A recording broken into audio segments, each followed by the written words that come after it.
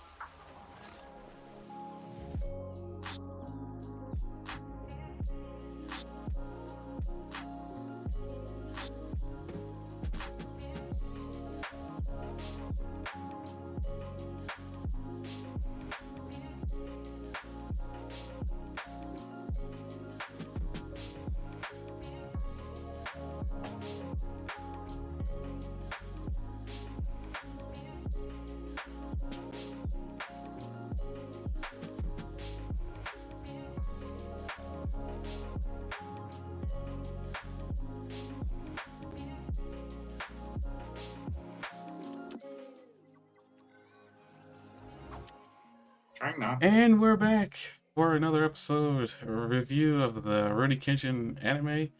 We're in episode 7. Two Hatakari. Wait, hold up. Right. Like I was saying a bad word there. Yeah, the two Hatakari, episode 7. Episode 7. I'm here with Doc. Rurouni Kenshin. After Thanksgiving is when his episode's happening. Having fun over there? No. It's a lie.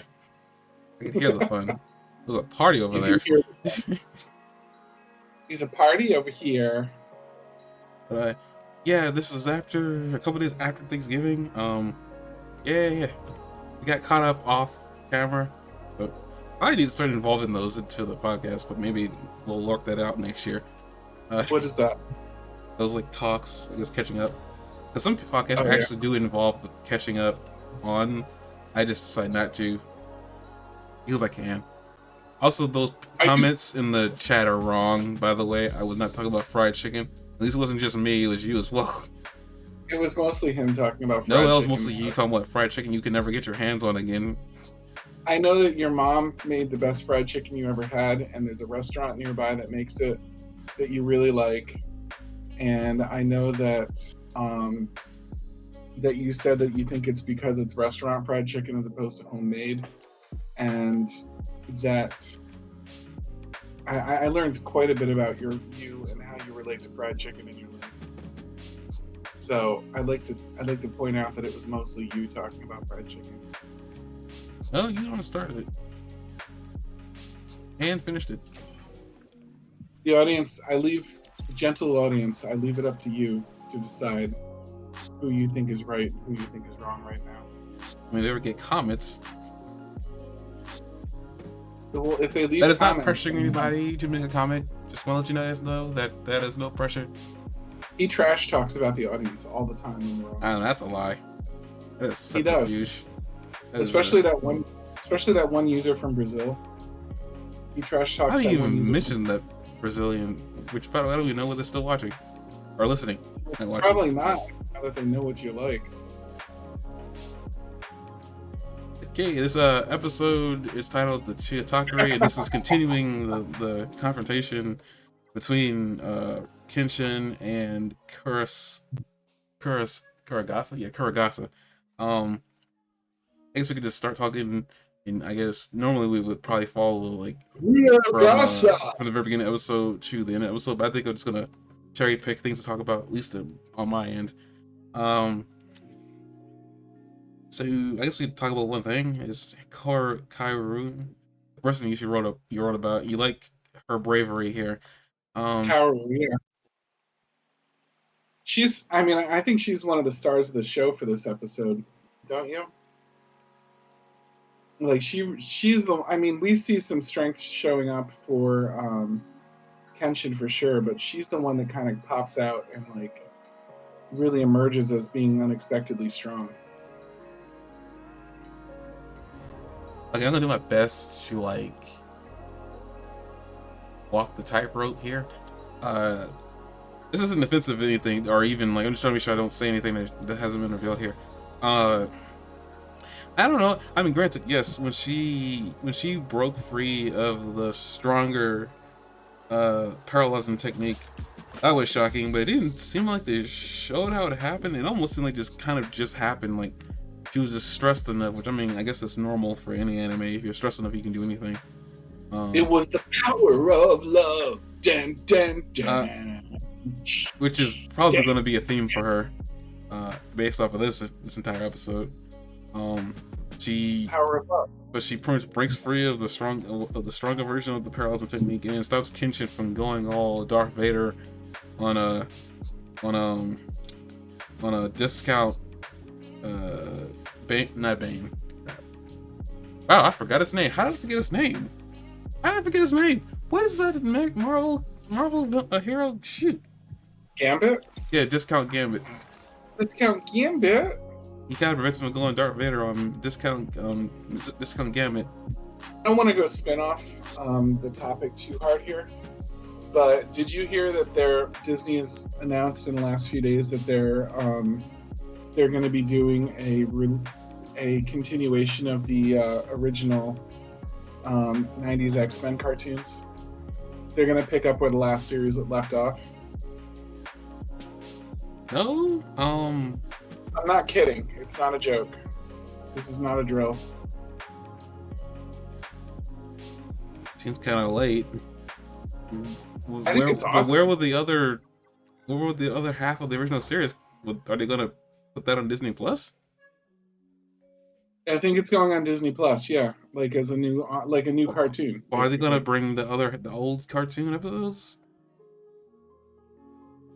The older cartoon episodes are already available on Disney Plus. Oh. So yes. Why would they continue? Why would they continue it? Because it was extremely popular, and they're probably getting the MCU ready for getting people ready for the MCU. I'm sorry. They're probably getting people ready for the MCU, like X-Men, like probably are going to join the MCU, like the MCU soon.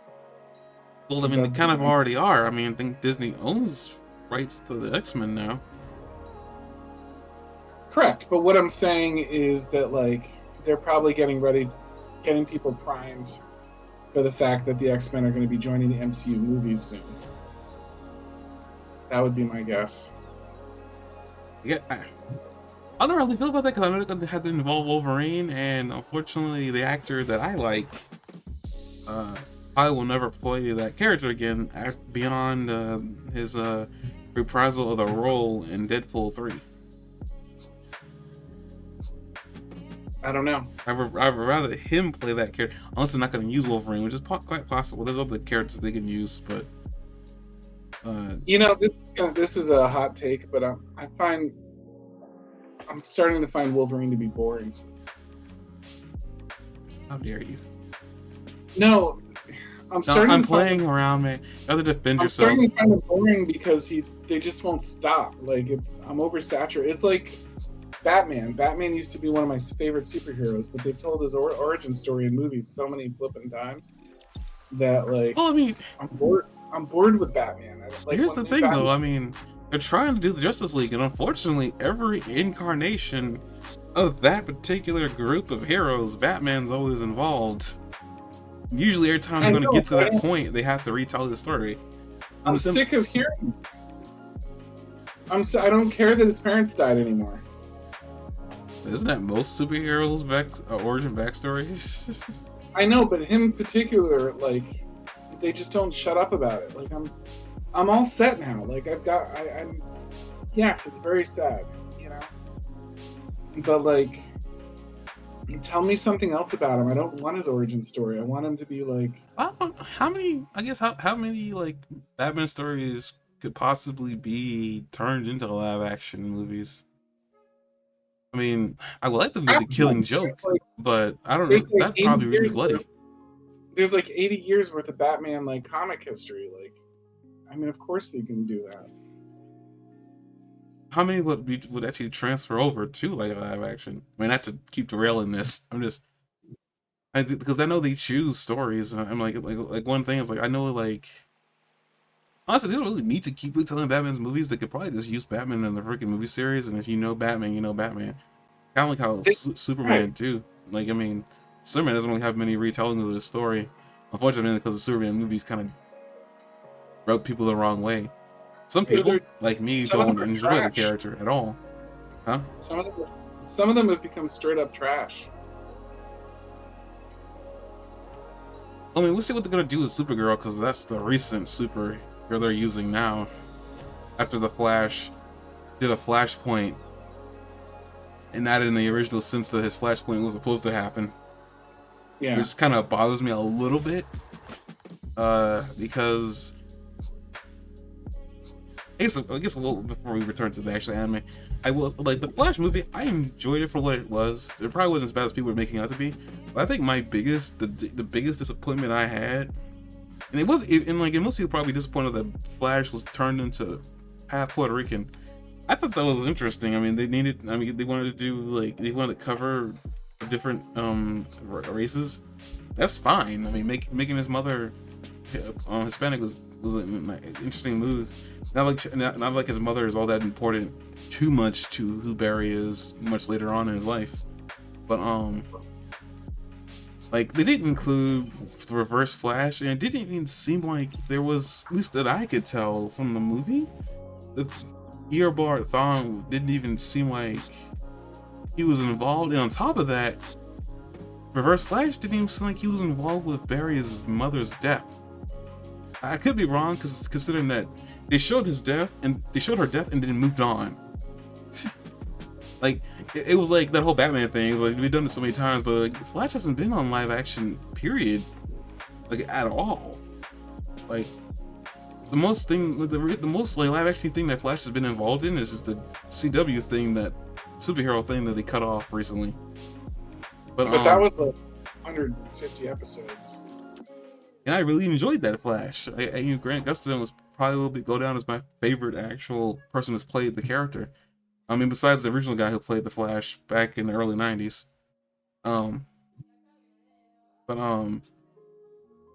Yeah, like I don't know what they're doing with the Flash in the EU, and they're really trying to save that universe.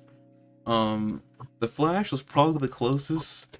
Wonder Woman, if they did everything correctly, could have actually saved the EU. Unfortunately, I didn't really watch the last two that involved her. I think they completely cut her out too. I don't think Wonder Woman will be returning, based on the way that Flash movie turned out, because a lot of characters got erased, new characters got made. They redid continuity for Man of Steel, so it's no longer Clark Kent. It's his cousin that made it to Earth.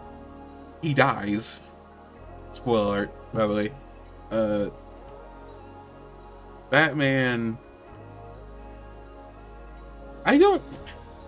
They say he's Bruce, but I'm thinking they're using the old man Batman storyline Bruce. If that makes sense. Well, tell me about it. What at least from what the way it was written, Barry had the young Bruce, and then he went back in time after Batman told him not to save his parents because it always ends badly. Funny that he's the one that tells him that. He does it anyway because he's Barry Allen. He has these powers. Like him saving his mother changes so much that Bruce Wayne like ends up becoming Batman in the timeline and then ends up retiring. For some reason, I think it had something to do with Robin. So I'm guessing him losing Robin happened during the timeline change, and he ends up quitting, ends up becoming this jungle man in a rundown Wayne Manor. It doesn't even have an outfit in it. Like I'm guessing he's broke or whatever by this point. But he's no longer doing Batman things, but he's like older. He's got white hair, white beard. Like he's definitely aged tremendous so much. And the running joke that they have in this entire movie is, "Who the heck are you?" Because Barry doesn't recognize him. And I guess it's their way of changing the actor. Maybe they lost their actor partially through the movie. I could believe that. But, what if they did Batman and Beyond?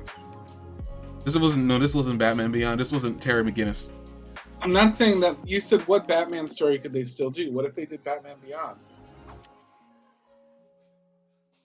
I mean, sure, but I'm not sure like how popular Batman Beyond is. I'm not really sure how popular Iron Man was, but they made him into a giant thing. Or Ant-Man. I guess you're right. I don't know. Like, I think people have like a vague idea of what Captain America was, but like I don't think anybody particularly liked. The average person didn't particularly like Captain America, did they? I thought he was kind of popular, if I'm being honest. I think he was well known, but I think they just thought like he's a dude with a shield or something. Like, I don't think anybody knew like what Captain America was like before. But I don't know. I guess here's my thing with Batman Beyond. If they could do Spider-Man 2099, then I could believe Batman Beyond could be possible.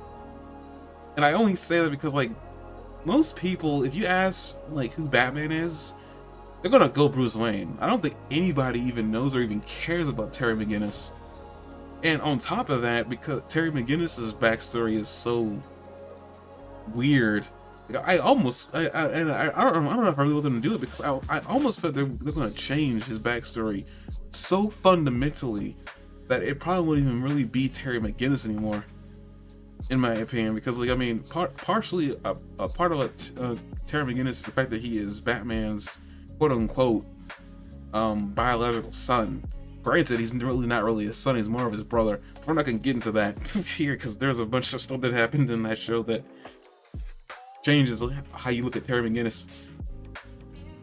Yeah, but like to me, because of how convoluted that is, to me, if I was gonna make a Batman Beyond movie, I would not use that background because it'd probably be too confusing in a story. In a movie, but I think you can make it work. I think unfortunately the only real problem is you would need to like see that Batman for 3 movies for sure. That actor would need to do 3 movies because they would have to make that whole him being Bruce Wayne's clone pay off in the 3rd movie and not in the 1st or the 2nd. Yeah. Unfortunately, but I'm telling you, like that's probably too much of like the actor, I'm telling you, would have to be very invested in playing that character. Because that suit... But they could do it, and it would be like such a treat for the CGI and everything else. I'm not saying... I just don't know. Like, I feel like they would... Because I know Hollywood wants to change things, and not everything from the comic books ever makes it into all the movies. We all know this. But like, if there was something that they're going to cut out from the Batman Beyond universe, I feel like it would be that background, and not everybody who... People who know Batman Beyond will be really upset if they cut that stuff out. Yeah, and that kind of what makes Batman from that universe Batman is that background. But they could leave it like nothing's telling them that they have to get rid of it. Yeah, that's the thing. You would think, but I mean, there's a lot of things they could have left alone, but they never did. Yeah, that's fair. But you wanted me to tell you a Batman a Batman story that could be told, and there it is. There's old Batman. There's already been talks about trying to do that. I could be wrong. Let me just look that up real quick. I thought there was talks about that already. Like years ago, I could have sworn they brought this up.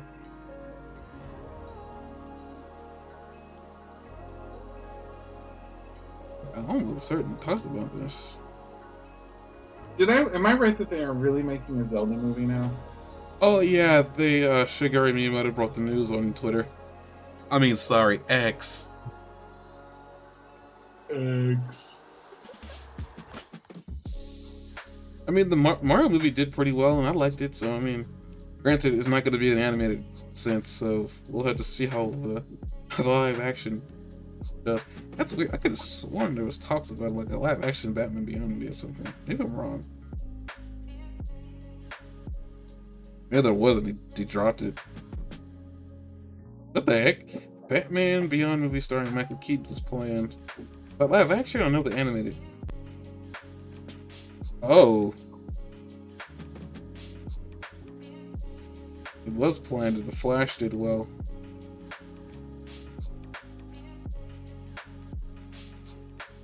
If The Flash did well? Yeah, I'm trying to... Is that the Batman they're going... That's really freaking weird, and I don't know if I like that, considering that the Batman that they were using in the movie, that was supposed to be Batman Beyond, then I don't know if I like that. Though I guess they could use the whole failed Batman clone storyline if they really wanted to.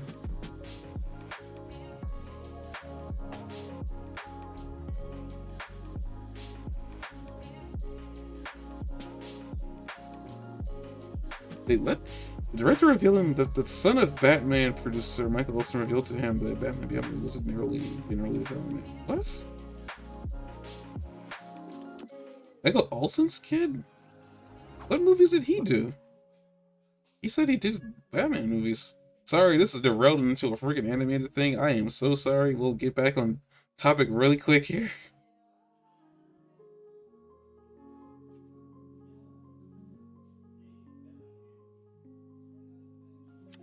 This is just a rabbit hole that I've suddenly dived into because there's somebody here, and I need to get to the bottom of it.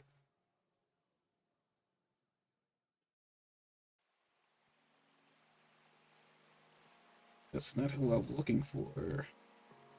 Olsen? See here, has comic book lore. He's still alive.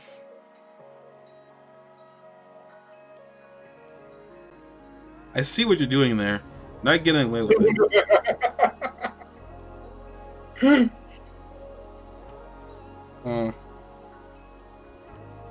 He's apparently a teacher as well.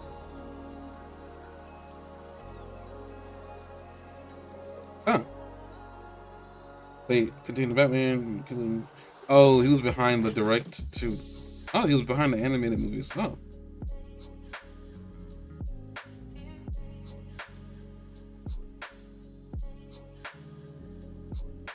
He was involved with Where in the World was Carmen Sandiego. Huh. Oh, he's actually in New Jersey. Apparently there's a Batman Beyond movie in development, I'm guessing. We'll see if it goes there. I saw that quote was from this year too.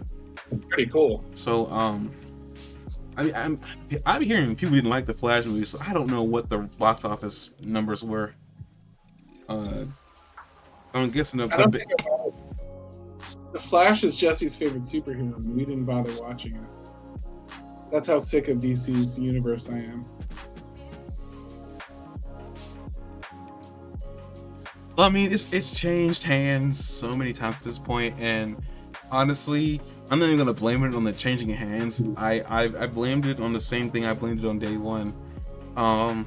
When they first started talking about a extended universe within the DC things, I was so hoping, like maybe if somebody from DC's extended universe is listening, I mean, the probability of that is zero. But like, I mean, if somehow for some strange reason they clicked on a Rurouni Kenshin podcast episode, if they're listening, I want to say this.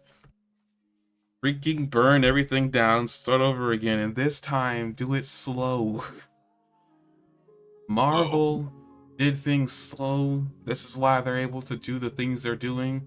That's why they can have phases and have multiple stories going on at this same dang time. You don't need to compete with Marvel because people are fans of DC's comics for a reason. There are just as many fans on DC Comics as there are Marvel Comics. I probably almost say more. And also, DC's done a good job with animated stuff. I don't know how they haven't flubbed on that yet. But now I'm saying that there's going to probably be a really bad anime movie coming out soon.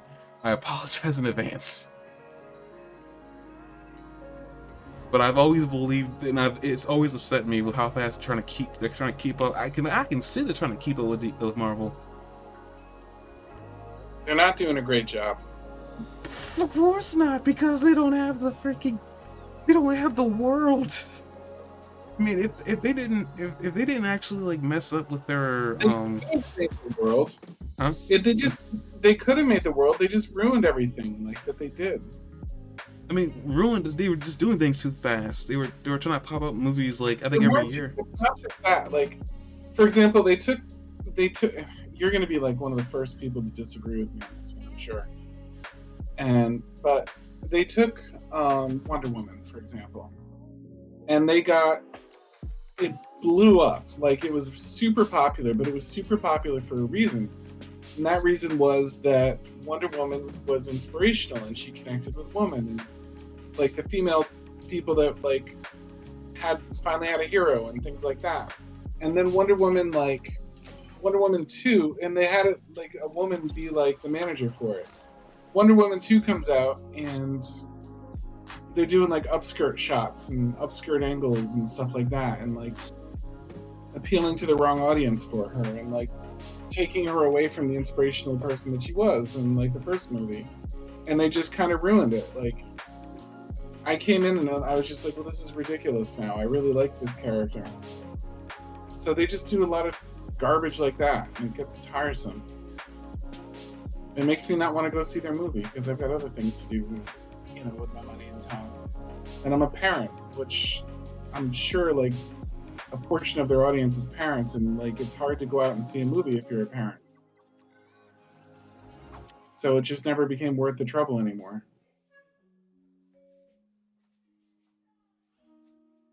Well, here's the thing. This is disagreeing or agreeing. I'm just saying that I never actually went beyond Wonder Woman 1.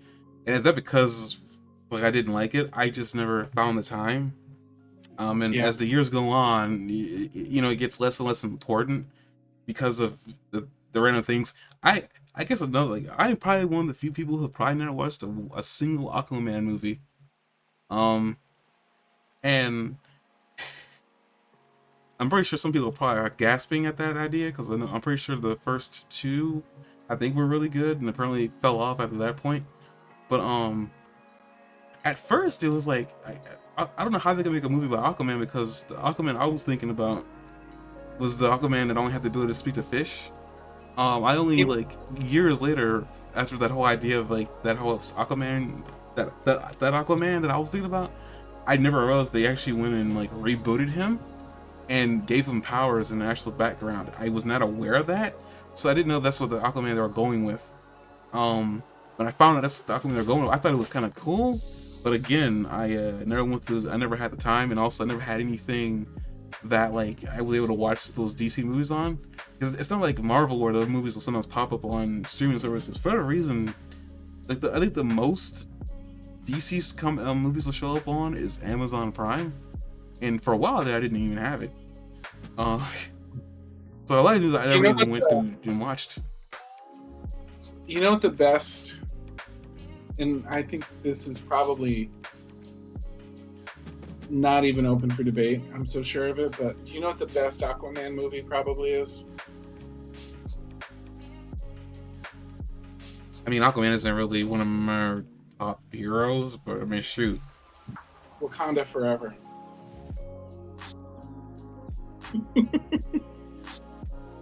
That was a good Aquaman movie. wasn't really an Aquaman movie, but I know who you're referring to. I don't really like that guy. I understand he was probably the first Fishman ever in comic books, period. But I really didn't like that guy. He was supposed to be likable, first of all, based on the way they were carrying him, and based on the way the movie freaking ended. Did he die? I don't even remember if he died. He either died or got captured. I forgot which one it was, but no. He made a truce with the Wakandans. Never mind. He's still alive. But listen here. Listen here, you. Listen here. You better not make this your goal. I know we're almost there too, which is the worst part. But I don't have much to say. I mean, Batman Beyond. We'll see what freaking happens. I mean, if we need to like just have random episodes for the podcast to speak random topics. I mean, sure. I've been thinking about that for a while now, having episodes that are just random topics so we can talk about for an hour. So maybe we can feed that in. Because obviously our interests aren't just in the anime realm. Yeah, back to Rurouni Kenshin, because we've been let him derail this, and I continue to derail me. By the way, I'm not. He allowed it. He allowed it. But so yeah, yes, I like Cairo breaking free. How strong she was and how brave she was, and like she's with this killer who's got her tied up, and he could do anything to her. He's smoking a cigarette and talking about how many friends and enemies he specifies that he's killed over the years. And she's just like, well, you just did this to weaken Kenshin, and you're more of a coward than I thought you were. And like, she's not just like this classic damsel in distress, like saying something mean to like the bad guy. Like, she's actually making a pretty good point. She's like, no, you're doing this because you're a coward and you need him weakened. And he's like, no, I'm trying to make him stronger. I mean, a lot of her bravado there at the very beginning was due to the fact that she thought she knew who Kenshin was, which we'll get to later on. But she thought she knew who Kenshin was, and I mean, and the guy was bringing up the fact that, like, I mean, he does say like the man you see is different than the man I see, but she was going on the concept of like oral dumb Kenshin, you know, clumsy guy, you couldn't hurt a fly, and in the reality, the Kenshin that showed up wasn't that man. Which I want to also bring. I agree with you. I don't disagree at all. But what I'm pointing out is that Kenshin, yes, he was not the silly goose that we were like led to believe he was in this, and it's understandable that she wouldn't really know that. But what I'm saying is that, like, given what she knows, she's being very brave there, and very courageous and very perceptive. No, I mean, I get that. I'm not saying she wasn't being brave. I'm just saying a lot of that is just based on what she's already seen and what she's observed of him up to this point, and she's never been like the thing that drives Kenshin, you know. I want to say for people and probably for you too, like, in case you're wondering, this is going to be the only time that she's probably taken. I mean, Grant, you probably already well aware that she is this only time she's going to be used for Kenshin to this point. You can tell there's a formula here where she gets in danger and he flips, literally flips. I want to say that for his characters, like, I mean, this is probably putting like his whole dumb personality is probably as much as Vash as he's like, as much as he is like Vash up to this point, because like I don't think Vash had this whole flip personality thing going on. I could be wrong. I don't really remember Vash that much. You probably remember more about him than I do. But well, I think Knives was Vash's flip personality. You know what I mean? I think that was the point. Oh, so I mean, he was a person. Kenshin, on the other hand, is like that. I wouldn't say two personalities. I guess it's the closest you could probably get with him is just two personalities within his body. But basically, I want to say is like, I like they kind of foreshadow. They did foreshadow this from episode 1, where Kenshin obviously was a different person in current and present day. And I like that, like, even bring it up here. And speaking of Cairo, it's interesting that she also picks on the fact that his speech pattern is different. She had probably noticed it too, which is kind of cool that they actually have her bring that up. That the way he's speaking is different. And she does it in a way that kind of teases him too. She's like, "Oh, we're back now, are we?" And says it like the way he would have said it. Yeah, when he saves her. But yeah. But it's kind of cool that she's the one that brings up, like, if you weren't aware of this happening. Which, by the way, when I was first reading this or watching this first, I did not pick up on his speech changing at all. I really didn't, and I could never tell as I was watching the show, I could never tell when he flipped between, Batosai and Kenshin. I could never tell at first when it was happening. But now watching this now after knowing what I know, it's pretty cool that and I think they do a lot better in this animation style, because it's all in his face. When I like to compare this to, and I think I like this better, it's like for Dragon Ball Z. We keep going by Dragon Ball Z, at least I do. Usually for any anime, it's really difficult for them to have a character change and change in a very subtle way, not like a physical, you can see it, everybody can see it, look, change in physical appearance. It's actually kind of cool here where, it's a subtle change, and it's like his eyes get longer, they get wider, and they get more sharp, and he gets more mean looking. And the way he carries himself, he changes, and on top of that, they don't even need to have his speech pattern change, but they do it anyway. It's probably the most subtle change in a way a character is done and changes from one state to another. It's really cool the way they do it here, and I really do enjoy the art style for that particular purpose. I didn't bring this up earlier, but I really do like the way it's subtle. It's not like oh my goodness, the hair turned yellow and the eyes turned green. Mm-hmm. I'm not sure how you feel about that, but I really do like the subtle change. I've always thought that when someone goes Super Saiyan and their hair turns yellow and their eyes turns green, it's just them turning into an American, and it's kind of weird.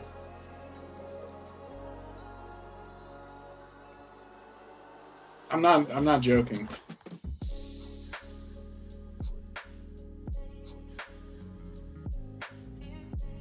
It looks like that's what it looks like. You suddenly you have physical traits that don't look like a Japanese person's, and I think it's a weird choice for Japanese people to do that as the power up. Now I'm going to have green eyes and yellow hair. Oh, and I know that when they went in and did it, it's been explained that it saves on ink. You know what I mean? And things like that. I just always thought it was a weird choice. I don't understand when people say Japanese traits, because when I think of Asian people traits in real life, I can see differences, but with an anime, it's to me, I don't know if it's just, maybe it's just ignorance on my part, but it's I can see differences in animation styles. Definitely, that's definitely clear. Because when people talk about when one of the biggest complaints about Evolution was they weren't, Goku wasn't Japanese, or they said, it was a really weird thing to point out, and for me, that wasn't the biggest offense for that movie. But we're not gonna get into that. I've already beat a dead horse over and over again. I think that thing died 500 times since it came out. I'm not gonna add another one to the death pile, to the goat pile. But yeah, I don't know. I can never, honestly, if I'm being honest, a part of what I thought that really was, and I'm not sure if this is even true, or if it was true, if Akira will come out with this later on. Maybe he'll come out on his deathbed. But I think, and I could be completely wrong about this, but I feel like a part of that was just the whole Aryan race thing. Mm-hmm. Which, blonde hair and blue eyes. Unfortunately, they didn't go blue for some certain reason here. But the closest thing it could be, because green has blue in it. But it's one of those it could have been the whole Aryan race thing, superior. Because when they became Super Saiyan, they were superior beings at that point. So right. It couldn't be that whole Nazi thing. That's why I remember hearing that when I was in high school, that maybe that was the inspiration behind the Super Saiyan transformation. Granted, we now know better now that it was just to save ink. The only reason it's yellow is because it's the anime. It was supposed to be white in the thing. At least what we're led to believe is that it's it was there because it saved sync. I don't know if I'm 100% on board. I mean, Akira says that was part of that was mainly the reason is that he was looking for a way to, because I mean, granted, I'm not sure how almost all this is true because Akira coming out with it now, 10 to 20 years later after the fact. I remember him saying the main reason why and I told you this too, that the main reason why the tail disappears is because like he got tired of drawing.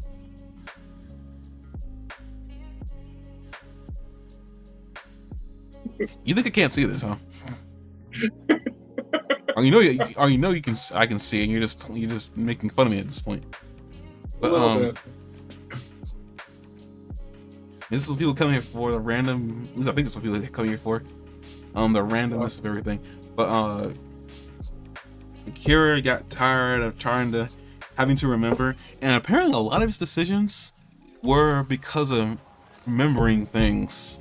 I realized over the course of the show, the tail disappeared because he was having a hard time remembering to draw the tail, and apparently it was really difficult to draw a tail on Goku after a certain point in fights. He forgot to remember that. There was like a couple things, the characters didn't show up because he forgot about them. I mean, Akira. Launch exists. And Launch was like, I mean, she was thrown into the Cell Saga. After that point, I don't think she shows up anymore. She was thrown into the Boo Saga for like 2 seconds. She wasn't in the Cell Saga. Just thrown into the Boo Saga? At the very end, when everybody throws their hands up to give their energy away. Oh yeah, she's holding up they people. Cycle through everybody that like in the entire series ever, and Launch has got like a 2-second cameo, if it's even 2 seconds, where she runs out and throws her hands up and is like, actually, yeah. I guess I can say this now, and I've been actually before we move on back onto the topic at hand, I want to say this actually about that. I mean, we already know that Akira was forced to make the Boo. Akira was forced to make the Boo Saga. He didn't want to. But the one thing I really found frustrating about that particular saga, and it's not even the Great Saiyaman stuff, I already went on for that. The one thing I found frustrating, and I never brought up ever, mainly because, I mean, I guess it's like, whatever. I hate that Android 17 is like brushed over in that whole like cast call for like raising the hands up for the Spirit Bomb. Because maybe I'm wrong, and maybe you can clarify this. I don't remember 17 being revived like, at all. I honestly, as a kid, thought he was considered a bad guy and was never brought back to life. Because I remember that wish. They brought back all the people that were good people. They didn't bring back any of the evil people. I'm trying to remember. It's a really good point, and I'm trying to remember. 17 was brushed over in that entire thing. He was just there. And like, almost like Akira just said, surprise, 17's out there. I'm like, I remember seeing that and was very shocked at the time, and I never processed it. The best I can do is to say that maybe when they wished everybody back that wasn't a bad person, 17 made the cut. The only here's like kind of why I never really brought it up, is because deep in the process of mine, I'm pretty sure what really was going on. 17, 18 didn't really want to kill Goku, which was their main prerogative. 17 for the most part spent most of the time joyriding.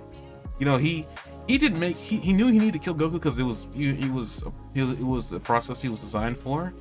But him and 18 really just joyride around the entire world. Like, they were gonna come across Goku at some point, and they figured they were gonna have fun before they got to him. Like, if anything, they didn't really want to follow Jiro's commands. They were just there. If anything, he was probably a neutral character. And again, like what you said there, he probably made the cut because he was neutral.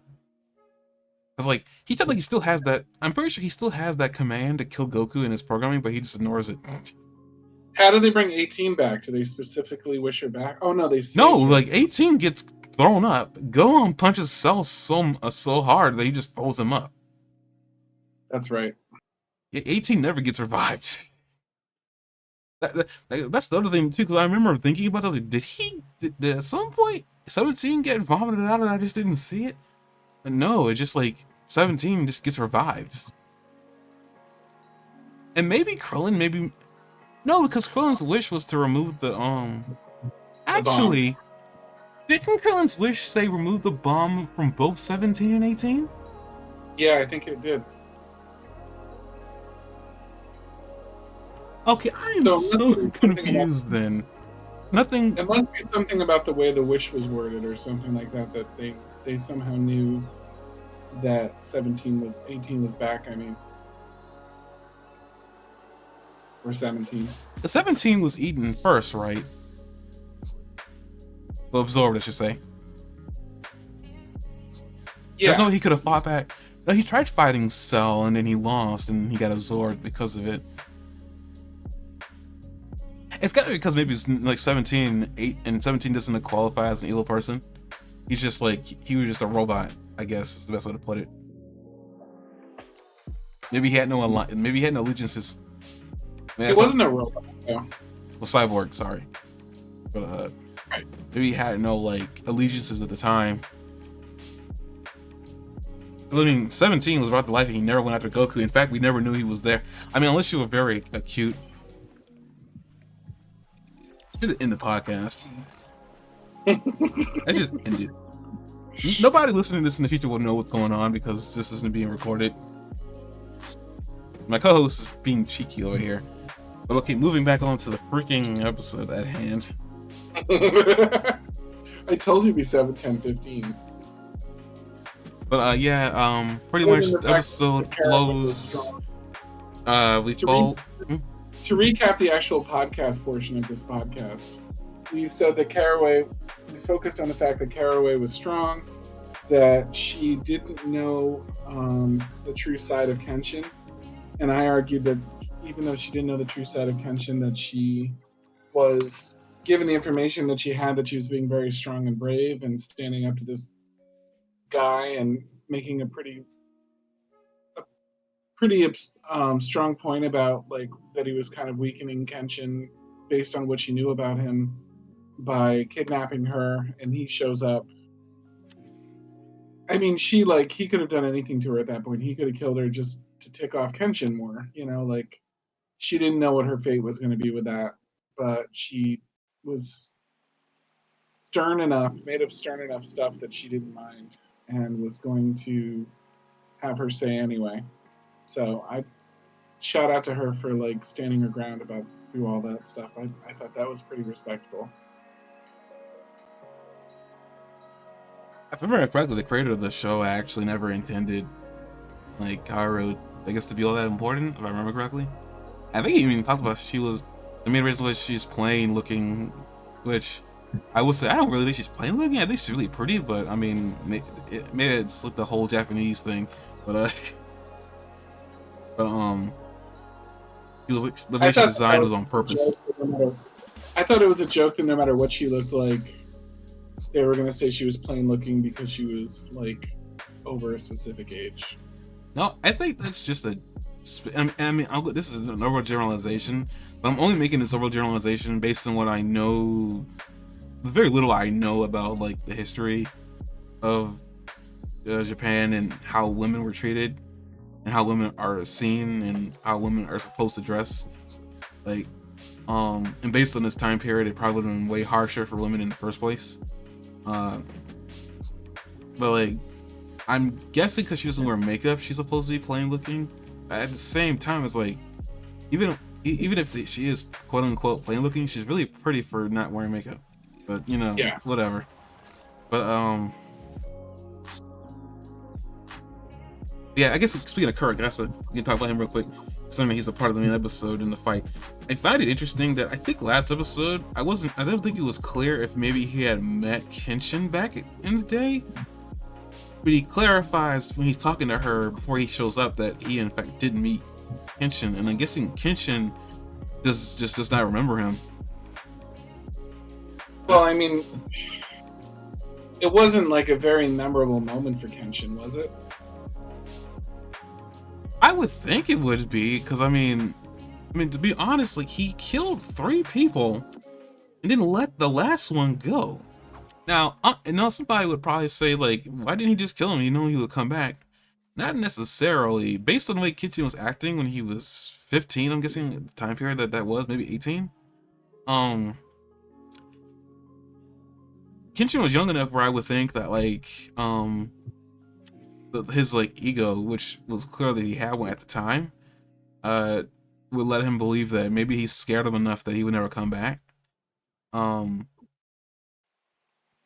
I honestly would think he would be memorable only for the fact that he sat there and was trembling. Maybe not. Who knows? I mean, who knows what Kenshin was really going through at the time. It was kind of weird though, and it's not really that big of a deal that he doesn't remember him. It was kind of funny that Kenshin didn't remember him, but he did. But I guess you would remember him after seeing him destroy like 3 of your comrades in front of your face. In seconds, yeah. Effortless. So I guess, like, I mean, that would leave a mark in your memory for sure. But yeah, I wasn't sure that was clear at all. But I mean, here, like, he knew of him and he saw him one time as a kid. So, and he was the reason why he went out to become a Hitakari, which I'm guessing now, like, that's more clarified. Apparently, Kenshin was the only one at the time, and then he just became one, which I guess now we know that's a freaking thing you can just outright become. I'm guessing the title of manslayer is just something they can hand out as long as you kill enough people. I thought that was interesting. He's explaining like why he's here. Once you're a manslayer, you always are, apparently. So he wears it as a badge of honor, and Kenshin seems to be treating it more as like something that lives inside of him. Maybe this was this episode. Debbie was inside of him, and he was wearing it out for a few minutes before he had to be snapped out. Yeah. But I guess I want to bring that up too. It's kind of interesting that Kenshin, like before, like Kaoru managed to snap him out of it. When she was remembering everything he said about the sword and whatnot.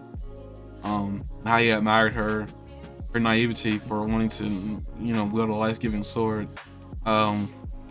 It's kind of interesting how she was going through that entire process in her mind, and she was seeing Kenshin like being the manslayer right in front of her face, and Kenshin was like, I want to say it's kind of interesting how easy it is to like snap him back into that state, and it kind of makes me wonder, like, has this happened to him before since he gave up the name, or is like she a special case? Like he spent enough time with her that he's grown fond of her, and anytime she's in danger, it's gonna probably the time she was in danger is why he got upset.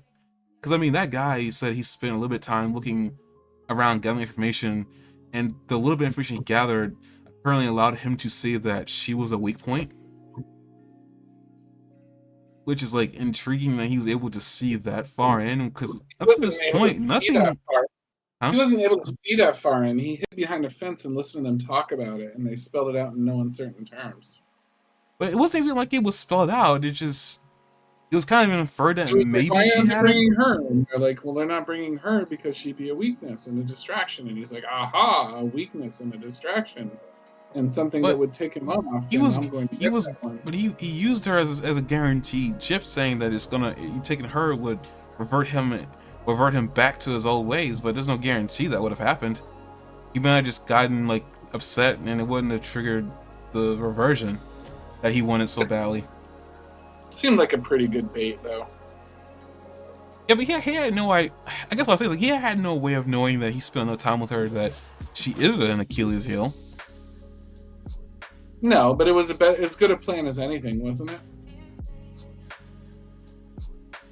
I mean, I guess if you had to choose between the Zanza, Yahiko, and her, I guess choosing a girl that can't really do anything against you to get him angry would actually probably work.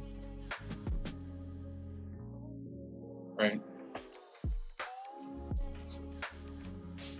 It just seems kind of like, I mean, he was able to, I guess, read enough into the point where he's saying that she was a weak point to revert him back.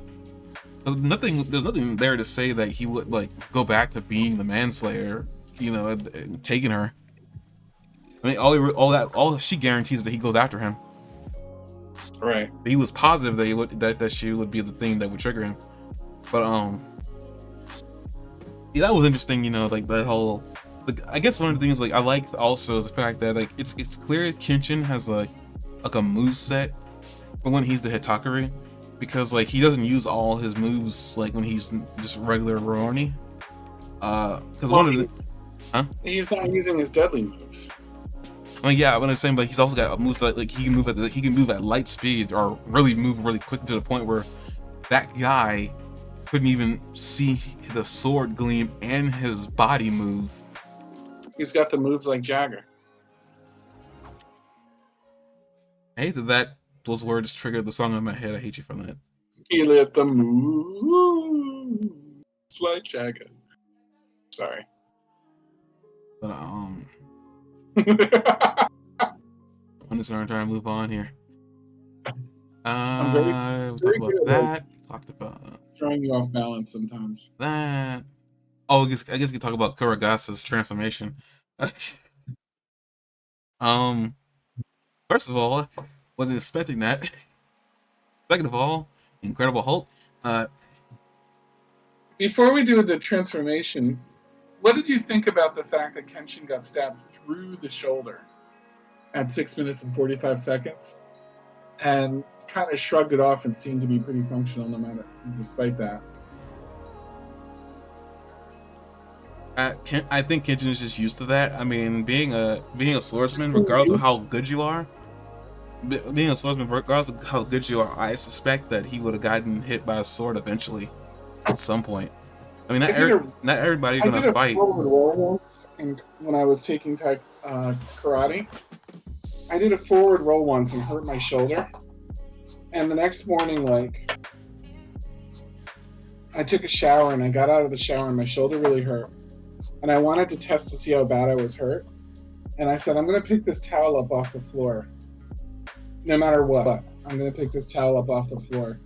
I reached down and with all of my strength, I was unable to pick the towel up off the floor because my shoulder just didn't work. It wasn't a matter of willpower. It was a matter of my shoulder wouldn't work. I was like, I'm going to do it no matter how much it hurts. And I reached down and my shoulder just didn't respond. And it wasn't stabbed. The muscle wasn't stabbed or anything like that. And I don't think it might have been dislocated, but I don't think it was dislocated because I think you need to get that fixed. And it got better after a couple of weeks. It just stopped responding. And if you have someone cut through your shoulder, it's got to be nearly impossible to cut through your shoulder and miss the vital organs and bones and stuff like that. All of them? Yeah. And like, it's got to be impossible to miss like blood vessels that are like really important, and the bone and the muscle and everything else, and then just make the thing not work anymore. Like, how can they do that? I mean, also adrenaline, man. This is also an anime, but at the same time, it's just like, it's not an adrenaline thing, it's a hydraulics thing. Like, your muscles cut. Do you know what I mean? Like, it's broken. Like, they cut through your muscle and they cut through your bone and the structure, the structure of your body has been damaged. It's not really like a... I mean, like Kenshin was swinging the sword with his other arm, the arm that the shoulder that got cut. I don't even think he was. I think he was using his other hand, and I'm almost certain. I think Kenshin's left-handed. I think. I watched the fight pretty carefully, and I mean, he just kept going. And then I'm saying the other arm, though. I mean, one shoulder doesn't, make you unable to fight. One shoulder makes you unable to fight when they cut all the way through your body. And you still need to balance yourself and hold yourself up for a fight, and jump like through the sky and everything else, and then have a casual little walk home where it's just a sort of an awkward thing when you pull like the bloodstained scarf out of your thing. There was barely a hole in his gi, but like if you look at 645, the guy went all the way through the shoulder and then pulled back after he stabbed through the shoulder. It wasn't just like a little wound, like it was a major wound. At the very least, after the guy died, he should have needed immediate medical assistance, but he just kind of strolls home like with a big smile on his face and says, "Thank you for saving me. Oops, your scarf is bloody." And she's like, "I'm gonna get you." And he chases her through this. She chases him through the street. But like, I didn't like the lack of realism there. I think if they wanted to do something like that, they should have given him like a slash or something, but not like a full stab through your whole body. There's no way that they can stab you there. I think that doesn't go like through something important. I don't believe that it would make you unable to fight, because that's what it sounds like you're saying. That he should have just ran away at that point. I don't think that's really. I don't think your equilibrium really should be all that affected that much. I think honestly, in my opinion, that his equilibrium's gonna be affected. They should have like stabbed him in his knee. I think at that point, because we had people like Gohan from Dragon Ball Z, and like the martial arts is pretty real to an extent in that show. Gohan had his entire arm crushed. Oh, we're not even talking about how unrealistic damage that Gohan takes sometimes. But he's not the only one that takes unrealistic damage. I'm just saying, like he had his arm. That's what I mean. From the way you're saying, it sounds like Kenshin shouldn't have continued fighting there. I don't think it's impossible to not, especially if that arm is not his dominant arm. I think Kenshin is left-handed, and I'm almost certain the swings he was using was not on the shoulder that his arm, that shoulder was like stabbed through. I could be wrong, but 1 minute. I don't think he was like fighting with the. We just before we get banned for that. Well, that one that the move that gave him his name actually is using both arms. Yeah. Let me see here. But I think that, I mean, here's the thing too. He's not. It's not saying that he's not in pain. It's just that he's just fighting through it. Pause it on 650. I'm saying that you can't move when you get cut. When your muscle gets cut, your muscle no longer works. It's not a fighting through the pain thing. Like I said when I hurt my arm that day, it wasn't a fighting through the pain thing. I just was unable to lift the towel. I got it up like part way, and then the weight of the towel was heavier than my ability to lift it. And most of the part way was that my hand could hold on to it while I lifted my body up in the air, but my arm would not be able to lift it. At 6:51, he's slashing with the injured arm, for sure.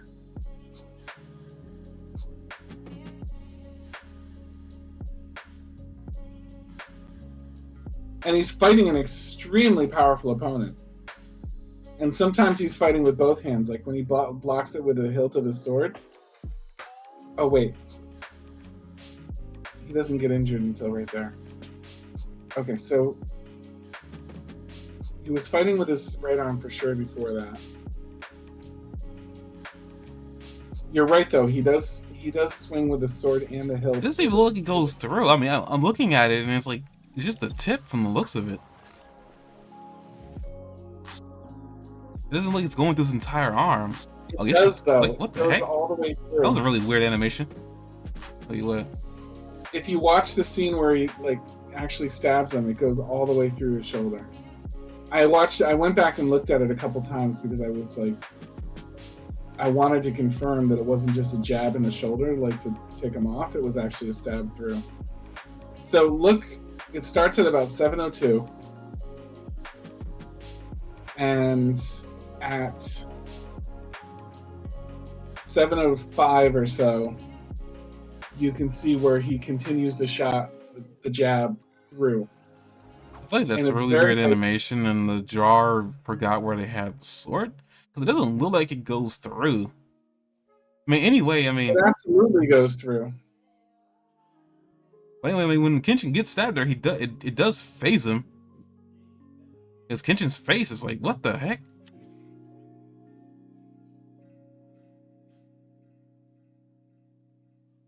You're like, literally, his face. It's 7:07. You can see that it stabs all the way through, like it's taking a slice. And I don't think I'm going to be able to screenshot this for you. No, I already looked at it. I've already seen. I just think I don't know what's going on there. I don't believe like he'll be unable to fight with that. I'm being legitimately honest. It's a debilitating sword slice. It's cutting all the way through his shoulder joint, and I didn't like that.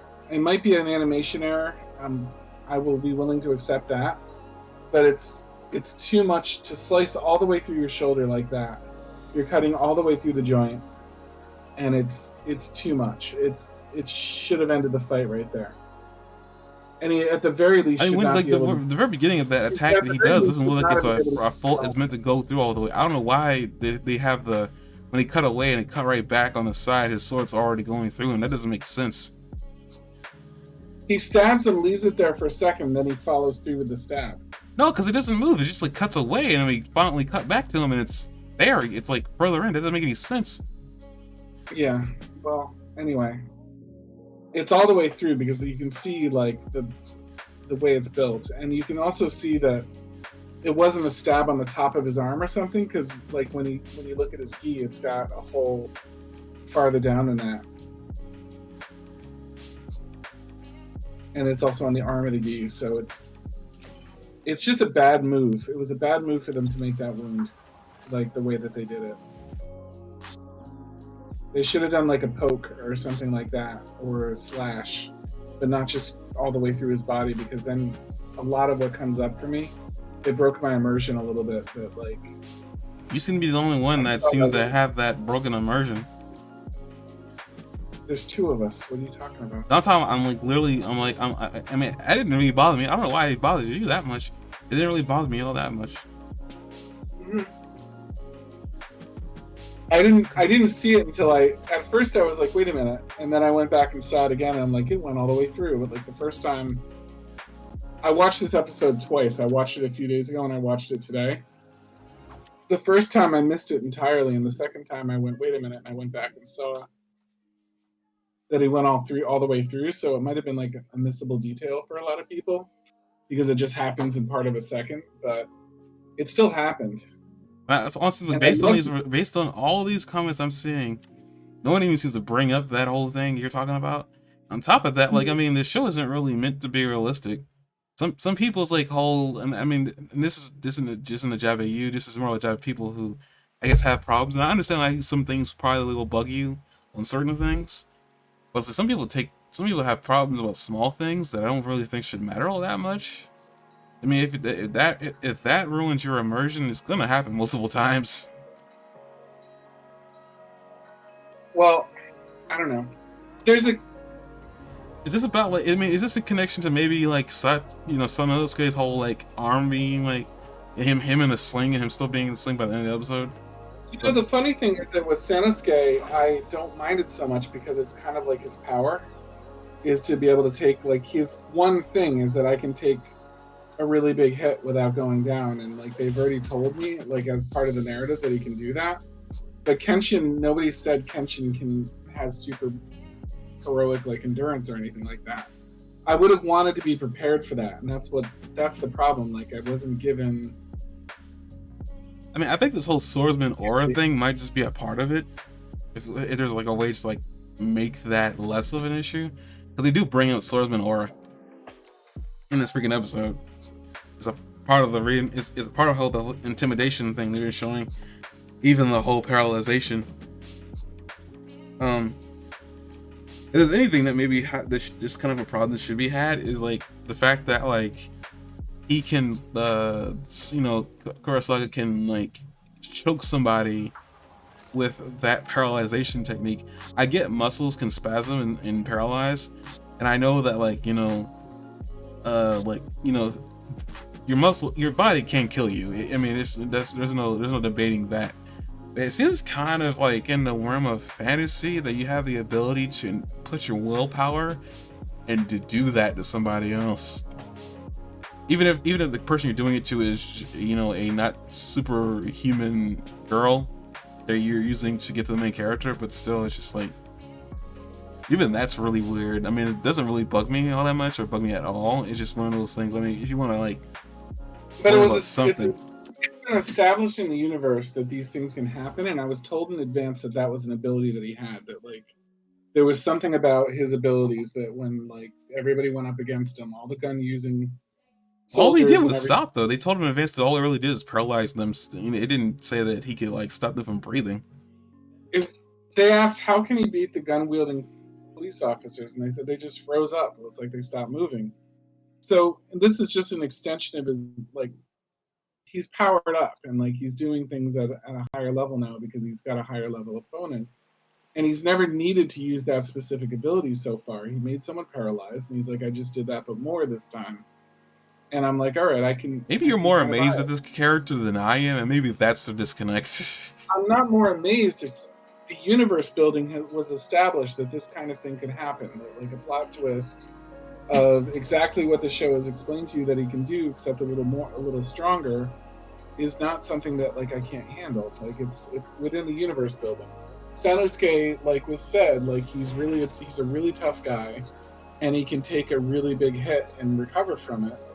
And we've seen that, but when we've seen it, like he comes out of it like with bandages on and stuff like that, and they give you a report on how the doctor said it's going to take X amount of weeks for him to heal, and he heals much faster than that, and all that stuff. And it's still, even though it's absurd, first of all, he's kind of an absurd character in some ways, and second of all, like, it's established, it's explained. Kenshin has never been said to be impervious to damage or super healing or super durability or anything like that. So when they stabbed him, it wasn't an established anything. I don't think this whole is him being impervious to damage. I mean, he still bleeds. He took a sword all the way through, and he bled like a little bit, like where it was he's like, oh, the blood must have gotten into my pocket, my front pocketing, and partially covered your scarf in blood. But like he doesn't, even then, like it's like a mild inconvenience. I mean, I don't really. I mean, like maybe they could have done that scene differently. I don't really freaking know. I mean, the thing is, like that character, I don't think he would go out and slash him. Him doing what he did try to make sense to his character. But like, you know, it's just I don't know, it just doesn't bother me as much as it seems to bother you.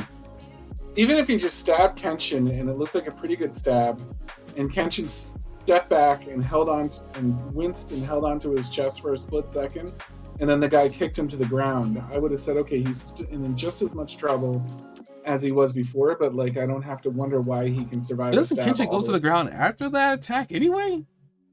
He does. What I'm saying is it didn't have to change, except the fact that they didn't need to have him stabbed all the way through the arm. They could have stabbed him, not all the way through the body, and then had him like grab his chest and step back and be momentarily stunned, and then kick to the ground. Or they could have explained in the past that he knew a little bit about taking a big hit as well, and he could have survived. Like we could have explained it off that way. But just to have him randomly stabbed and like suddenly he has an ability, it's kind of like, and I'm really don't want to tangentialize on Dragon Ball again, but you remember when Dragon Ball, when he comes up to Krillin and Krillin's trying to explain to him everything that's happened so far in Namek, and for that time and that time only, like Goku can read Krillin's mind, and he just puts his hand up to his mind. It's an ability that nobody ever talks about or tries to do ever again in the entire show. It's kind of like that moment.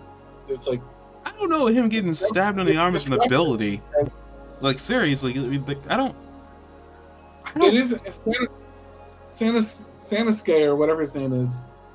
It's established that that's an ability of his to take a really. But big I mean, hit. I think that whole thing is separate from what he's about.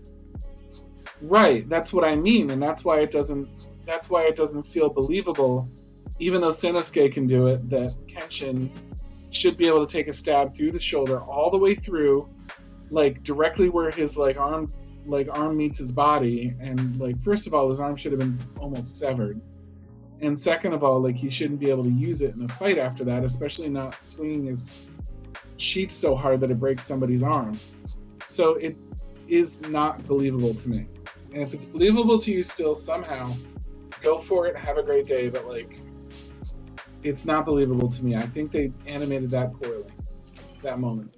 I feel like this, I really feel like this isn't as big of a deal, and this isn't even me trying to be kind of. This doesn't really bother me at all. It really freaking doesn't. Regardless of like, I think it's a part of what Kenshin's capable of. I mean, he's the only character in this show that can fight a sword wielder. I feel like this is where they're going with it. It's like he's the only one he's ever gonna fight a sword wielder. He's gonna get these things happening to him, and I feel like it's still gonna be. It's gonna be one of those things where they're gonna probably have him like do some healing, based on next episode, I don't even really think it has anything to do with another plot. If anything, on top of that, you say he's a really powerful fighter. I really don't see it. I mean, I feel like he's got like a trick, but it's clear that Kenshin can outmaneuver him. Like, he didn't, like, that guy didn't stand into a chance. Yeah, he got like one attack on him, but other than that, Kenshin was blocking a lot of his sword strikes. He barely, like, the only wound he got on him was the sword stab, and then he tried buffing up like Broly, and it still didn't work. If anything, he was really like, I mean, he's definitely the most dangerous person he's fought up to this point. I'm not really like, that sword stab doesn't really mean much to me. And I still think Kenshin still felt it. I feel like the face that he exuded there at that very moment makes sense. And he went flying on the ground. So it wasn't like Kenshin took that stab and it kept going, like, with that guy with that sword on his shoulder. Yeah, it hurt like wicked bad, like almost as bad as like a stubbed toe. Like, I just don't think it's that big of a deal. And no one else sees it that big of a deal either. All right, well then why don't you just gang up on me? You and your audience, your people that are out there that don't agree with me. Why don't you just team up on poor old me? No, he's gang up. I just don't see it as a big of a deal. It's okay. You guys can just kind of like, do you want to beat me up? Like, take a shot to my face or anything else, or are you just gonna gang up on me? Really, this is thinking of me and the darn hockey motorcycle, which I still have a problem with. I won't talk about here. Oh it's the exact same pettiness. Fall back to the motorcycle. I see. I think it's the same pettiness. I still haven't accepted it. Oh my gosh. It doesn't even bother me that much. I'm just not going to back down from it. You're bothered by it. I mean, it's simple. You just say you're bothered by it. I'm going to back down from it. That's all. I mean, you literally said that it took you out of the show, which I don't know. I must have seen so much anime at this point that doesn't shock me.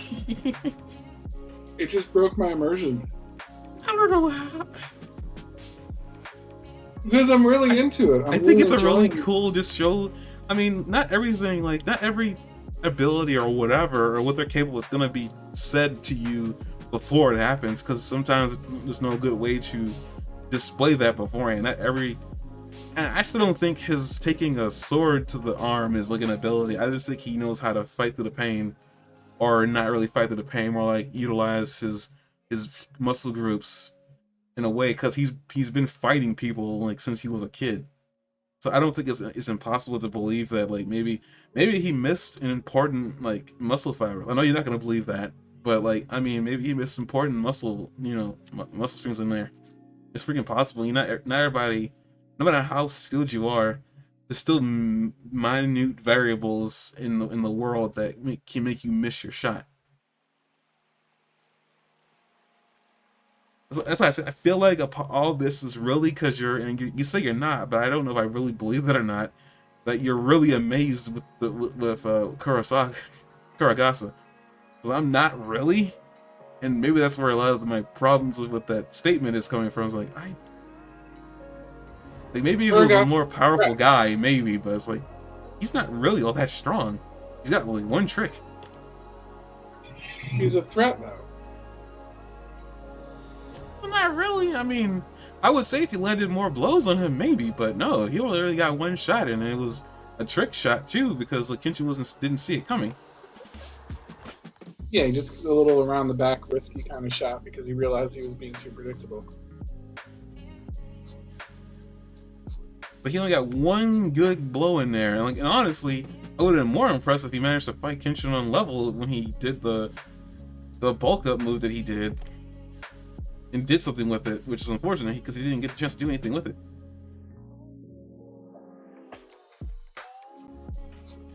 But moving on from your current, you're about the damage thing is good enough to like point out that like he at least took the series at least took a more serious turn and continues on that trend. This is more serious than other moments. You know what I mean? Like in the show. So that's at least a really valid point. Like the fights are getting more serious every episode that he fights somebody. I mean, no, I agree. I guess like another thing too is because I mean it's kind of just revealed that he's just a plot train.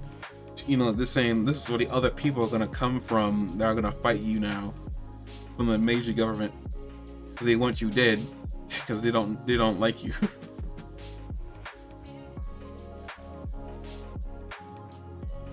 That apparently Right. committed some like unspeakable, you know, I guess like against the law type of situation there. You know, breaking the law by seeking him out when he shouldn't have. And I don't know that much to say with the transformation. I'm just surprised that like he used the technique on himself and it had the reverse effect on him versus how he used it on everybody else. And it's just like a shadow technique. I also find it interesting that his eyes go the scale on his eyes go from black to white. And maybe that was an accidental thing, because they kind of go back to being black at a later animation like slide. But there was a point when the scale on his eyes was white again after he did that technique on himself. But I don't know if that was an animation mistake or what was going on there. Interesting. I noticed that when it happened. I was like, oh, his eyes are no longer. He doesn't have the black around his eyes anymore. Oh, they're back when he got hit in the stomach. I don't know, like maybe I missed something there that was important, but essentially, Kenshin takes him out with the scabbard, and also we learned that apparently he got his name Bato Asai, his street name, he says, from how fast he can draw his sword out, and because his sword style relies specifically on his ability of speed, which is crazy. And it essentially makes him the fastest sword in the show to this point. If he had a better sword. Well, yeah. He's not so fast that Kuragasa wasn't able to dodge that first part of the attack. I mean, it's because he understood the technique and he knew that if he got hit by it, he was done for. Right, but it's supposed to be an undodgeable attack. His sword slowed him down. I mean, you say that, but he also said that he can somehow dodge it. They didn't even count for the fact that, I mean, Kenshin's got a reverse sword, but like he didn't make it sound like it was just it wasn't like an undodgeable technique. It was just a surefire kill you move. You know, that's really what that was all about. It's a surefire kill move. Not really unblockable or like undodgeable. It was just like sure, if you get hit by it, you're done. Right. I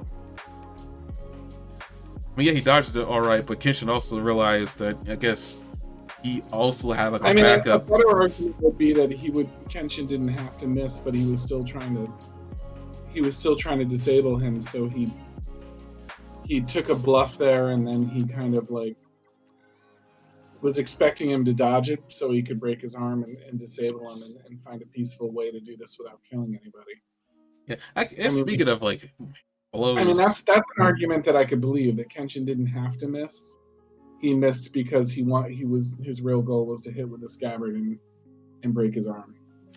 I mean, yeah. I mean, speaking of blows, the guy literally dislodges his nose. Well, not dislodges his nose, but breaks his nose in such a way that like I thought he made his nose like dusty, but apparently no. He just moved it. He just hit him so hard that his nose went to the left.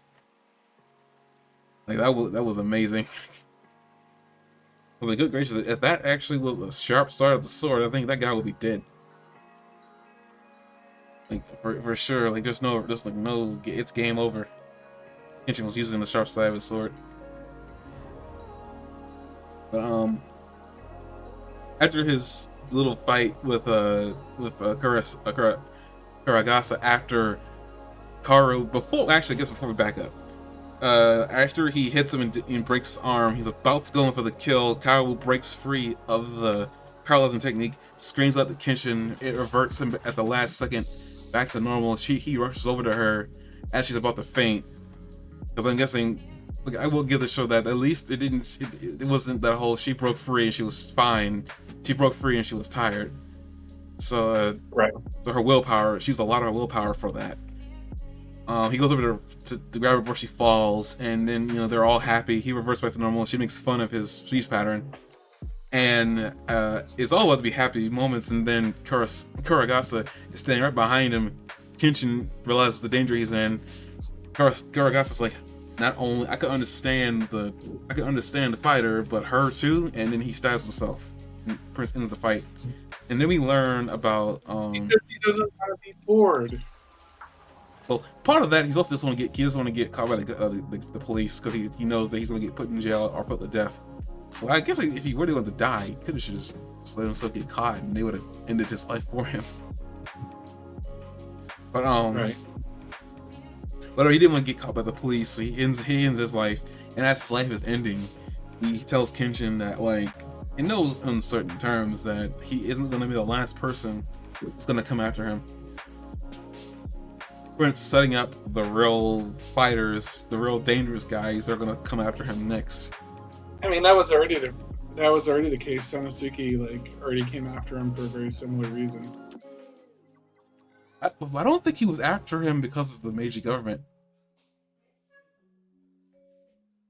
How's that guy? He went after him only because he could. He didn't really go after him because he was told. He just kind of want to know the state of the world, which I guess is kind of cool that as he's dying, he lets him know that because of the way the world's going right now, like the government really wants to take control, and they want to get rid of everybody that stands in their way, which is typical government stuff. And they're willing to do whatever they're willing to do everything is possible to stop, people who have the ability to stop them. And that they're willing to hire more Hitakari to go after him. See, I didn't understand that part. So, was he hired? Was Kuragasa hired to go after him? No, from what I could tell from the way that everything was badly written. No, just kidding. But from the way everything he was saying, at least from his point of view, Hitakari are not supposed to go after people of their choosing. They are given missions to do so. Kenshin was not a mission he was sent to go after. He was sent after those people in the mansion. He failed but then he realized that Kenshin was there. He wanted to fight him. The fight with Kenshin was something that he chose of his own free will, which apparently was against the law, or whatever. They're not supposed to choose their enemies. They're given notes to. They're given missions to kill people. Apparently, they're not supposed to go after people of their own volition. They're just swords for hire. I'm guessing.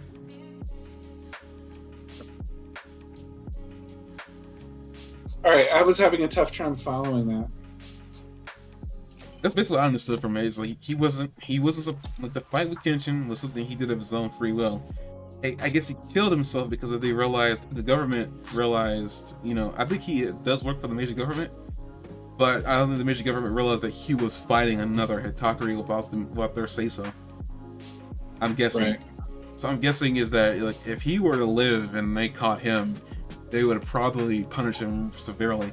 So to get away from it, he says So he was hired. He was hired to take on the original target, and then he chose to fight Kenshin. But he was hired for the other part. Yes. He wasn't just doing it because he's a scumbag. Okay. And he's saying now that you've stopped me, there's going to be others coming for you. I'm guessing he killed himself. The government's going to take that as he killed him. Well, whatever. I mean, yeah. There's a big target on his back now because he's dead now. Because he is a wall the government needs to clear. Mm-hmm. So when they realize he's out there, I'm guessing they now know he's out there. They couldn't find him. Now they're gonna send people I'm guessing if they realize it's him, which I'm pretty sure they don't know it's Kenshin yet. But I'm guessing when they realize it's Kenshin, they'll probably start sending way more powerful people, if they have any. I know things I'm not gonna let out of my lips because it's spoilers. So I'm just saying, they have any more powerful people, well, they're gonna send them out. And right now, there's somebody I'm thinking about right now that I can't wait to see how they animate. I shouldn't have said that, but you know, I'm setting expectations too high. I'm sorry. But You're right. first, after the fight with him ends, they all go their separate ways. Kenshin and Kaoru are heading back home, and they, you know, she thanks him for saving her, and then he gives back the indigo, the indigo ribbon that she gave him earlier, and she complains that there's blood on it. He's just like, "Oops, sorry, I guess I bled on it," and she's like, "What? Get back here!" And they run back home, and then pretty much Yahiko and Sonosuke are waiting for them, and that's pretty much how the episode ends. They make it back home. Not too bad. It was a really good episode. I enjoyed it. I enjoyed the fight, even if you didn't. Not a didn't. Not a cliffhanger either, which I appreciated. But you liked cliffhangers. How did you like being blue ball? The end of it was satisfying. I was glad that we have a satisfying ending to this. Again, he wasn't really. I'm gonna say yes, Kurogasa was definitely a tough fight, but it wasn't all. I mean, it wasn't any different than most of the people he's fought up to this point. I mean, the only reason this is different is because it was a two-parter. And it's he was fighting to save somebody versus fighting somebody that wanted to fight him. There's different things happening there in the fights that were happening there. We also got a little bit of a little bit of looking at Kenshin's character a little bit, and about his sword being backwards, being more they go more into that. But the whole I am a Rurouni, he says this at the end of the episode, I am a Rurouni that will never kill again. He won't ever be the Hitakari battle site again. Though that's foreshadowing, saying that he will become that again at some point. for different reasons, maybe, who knows? But they're definitely foreshadowing it's gonna happen again. And will he be stopped? Who knows? But you get a little bit of his character. We see that he could easily be flipped over to that side just through anger. It's interesting. I like his character because it gets more complicated. It's gotten more complicated as we've gone on. First, it was very simple that he was just a wandering swordsman who just didn't like killing.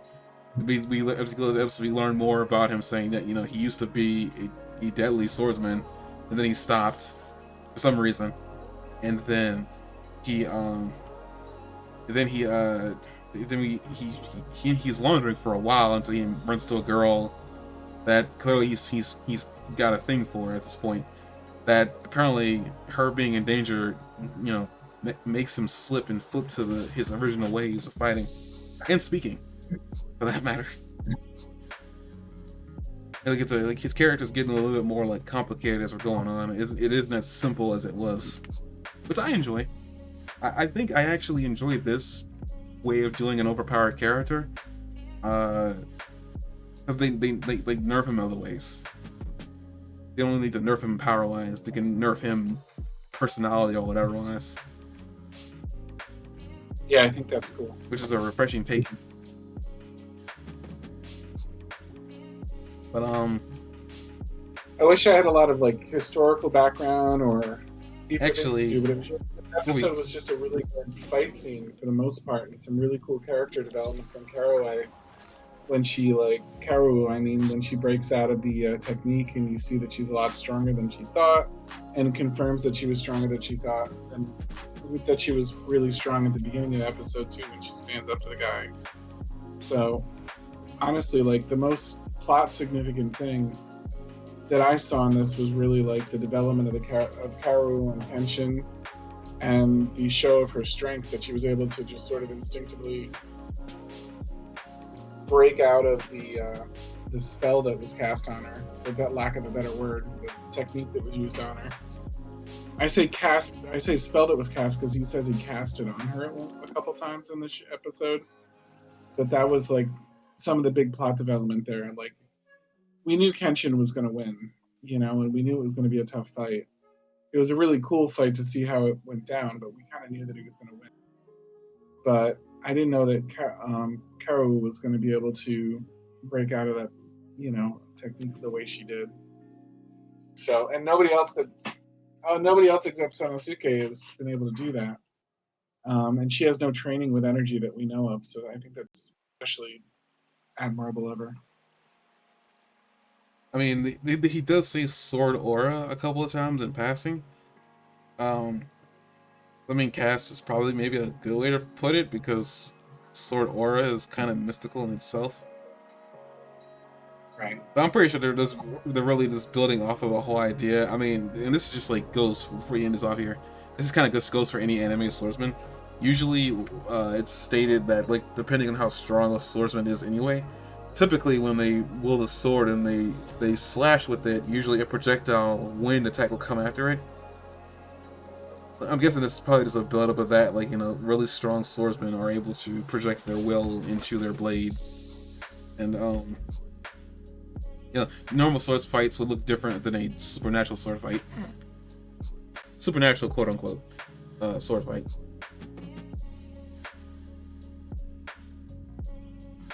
Alright. But, I guess that's the end of that. I think the next episode's gonna be I guess another development thing or, lazy episode before the next, real plot point brings itself to, fruition. And it might come at the end of the next episode anyway. Who knows? Their pacing is weird, but it isn't bad. I wasn't expecting to see this guy, so like as soon as they showed him, so I was like, huh, interesting. I don't remember him at all. So they brought this in, showing a little bit more of Kenshin's other side. I'm not sure like what's next, other than like the next episode being titled, I think Beauty on the Run is what it said. Yeah, Beauty on the Run. So I'm guessing it's about Cairo. Actually, no, he doesn't seem to have any bandages in that thumbnail. Been considered a beauty in the anime so far, so I don't know if I would go so far as to call her a beauty on the run. I think she's a beauty. I think they're just making fun of her. That's really all it really comes down to. They're not really. It's not really meant to call it. They're not really calling her ugly. No one's really meant that. They're just calling her that. It's just. I think it's just one of those making fun of things. Parts of the in Japanese culture that we don't know or understand. Granted, it's not seen in present day anime, so they stopped that too at some point.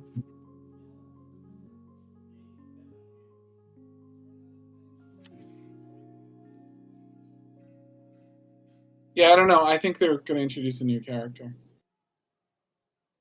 The only other character I could think about that they could introduce, I don't even know why they would introduce her this early. I think it's early. Well, we've had other characters that were introduced a lot earlier than we thought, right? Well, no, I mean, these characters I was expecting, like, Sanosuke was like, I was expecting to show up early, because he's important later down the line. Yahiko as well. I was just shocked at the order there, just because I don't remember Yahiko being first. But again, I mean, honestly, it probably makes the most sense to introduce him first, because Sanosuke fights him. Yahiko doesn't, so... Right. I'm just trying to think, 'cause I don't know... Who knows, I mean... I just don't know, because the character I'm thinking about this could be, if he's another character. It's really weird that they're introducing her now, if that's the case. Oh well. I guess we'll see who it is, if there's another character being introduced. So, I guess until then, we'll be seeing you guys next podcast, which is the first podcast of December, in the beginning of the end of the year. And I believe we've already 12 months in 2023.